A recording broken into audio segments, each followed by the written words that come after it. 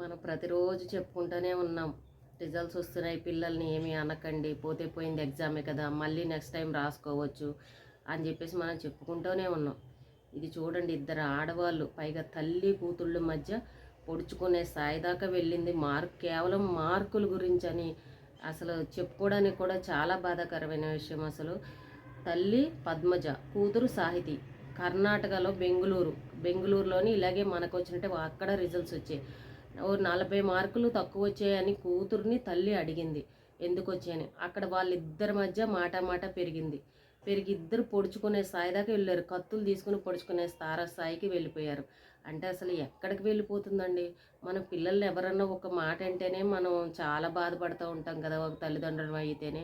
అలాంటిది ఒక తల్లి కూతుర్ని పొడిచి, కూతురు వచ్చి తల్లిని పొడిచి, అసలు వీళ్ళు ఇంత కోపాలతో ఎలా ఉన్నాయి. అసలు వీళ్ళు ఆడవాళ్ళేనా? ఆ ఇంట్లో అసలు మగవాళ్ళు అనేవాళ్ళు ఉన్నారా? వీళ్ళకి అసలు ఎవరి భయమైనా ఉందా అని అనిపిస్తుంది. అసలు వాళ్ళ ఫ్యామిలీ గురించి ఏంటి అనేది కూడా అర్థం కాని పరిస్థితి. పోతే పోయింది, మార్కులే కదా అని వదిలేయచ్చు కదా.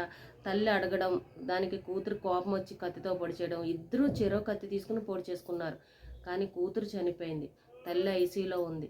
ఇక్కడ ఇంకొకటి గమనించాల్సిన విషయం ఏంటంటే, కూతురు ఒకవేళ మార్కుల కోసమే ఇలాగా తల్లి పొడుచుకున్నారా తల్లి కూతుళ్ళు, ఇంకా వేరే విషయం ఏదైనా ఉందా అని అనేది కూడా విచారణలో తేలాల్సిన విషయం.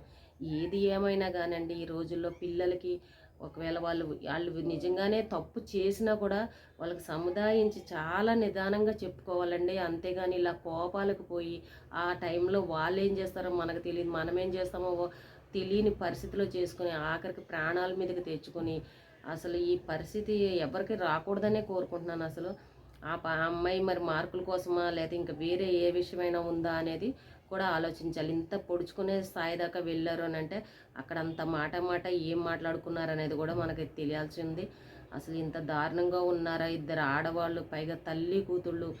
అసలు ఏంటనేది కూడా ఆలోచించాల్సిన విషయమే. అసలు మనం ఇక్కడ పిల్లలు మార్కులు తక్కువ వచ్చాయని ఆత్మహత్యలు చేసుకుంటున్నారని మనం బాధపడుతుంటే, స్వయంగా కత్తులు తీసుకునే పొడుచుకునే స్థాయికి వచ్చేసారు అని అంటే అసలు ఎక్కడికి వెళ్ళిపోతున్నామండి. పిల్లల మెంటాలిటీ ఎలా మారిపోయింది, ఇంతకు ముందు రోజుల్లాగా అయితే లేదు. ఈ రోజుల్లో అయితే పిల్లల మెంటాలిటీ, మనస్తత్వాలు ఎప్పుడు ఎలా ఉంటాయో అర్థం కాని పరిస్థితిలో ఉన్నారు. ఎవరికైనా సరే పిల్లల్ని సముదాయించే విధానం ఈ రోజుల్లో 1కి 4 సార్లు మనం ఓపికగా, కోపం ముందు మనమే కంట్రోల్లో ఉండి వాళ్ళకి అర్థం చేసుకుని వాళ్ళ రూట్లోనే వెళ్ళి వాళ్ళని సముదాయించి వాళ్ళని మంచి మార్గంలో తీసుకెళ్లే విధంగా ఉండాలే తప్ప వాళ్ళని తిట్టి కొట్టి బెదిరించి చెయ్యాలంటే మాత్రం ఈ రోజుల్లో పిల్లలతోటైతే అయ్యే పని కాదండి. ఇంతకుముందు రోజుల్లాగా పిల్లలు భయపడట్లేదు దేనికి కూడా. వాళ్ళని మంచితనంతో మంచి మాటలతోటి వాళ్ళని మార్చుకోవాలి. కానీ ఇలా చేసుకుని ప్రాణాల మీదకి తెచ్చుకుని ఉన్న పిల్లలు కూడా మనం దూరం చేసుకొని, ఇప్పుడు చూడండి, అటు కూతురు చనిపోయింది, ఇక్కడ తల్లి పరిస్థితి సీరియస్గా ఉంది. వాళ్ళ జీవితాలు ఏమైపోయాయో చూసారా ఒక కుటుంబంలోనే. కాబట్టి ఎవరో కూడా పిల్లల్ని మార్కుల గురించనే కాదు, ఏ విషయంలో అయినా సరే సముదాయించి నిదానంగా చెప్పడానికే ప్రయత్నించజేయడం తప్ప ఇలా కోపాలు పెంచుకుని పగలు పెంచుకుని ఇలాంటి పరిస్థితులు తెచ్చుకోకూడదని నేను అనుకుంటున్నాను. అసలు వీళ్ళ గురించి చెప్పుకోవడానికే చాలా బాధాకరమైన విషయంగా అనిపిస్తుంది.